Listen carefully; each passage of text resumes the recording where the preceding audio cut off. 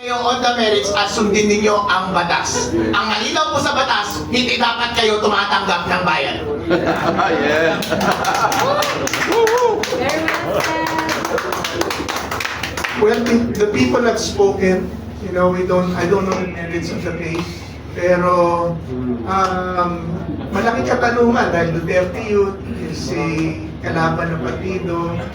Tapos, Abante, saka Joey Uy, may botohan. And then, suddenly, bakit nag-decide ang pumilit? Ang dami yung tanong.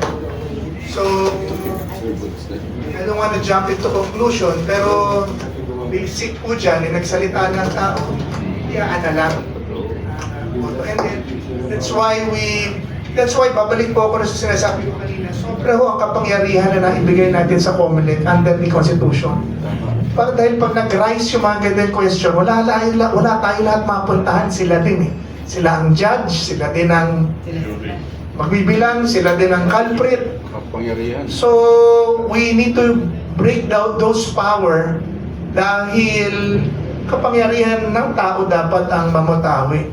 So, that's why we will continue to push for a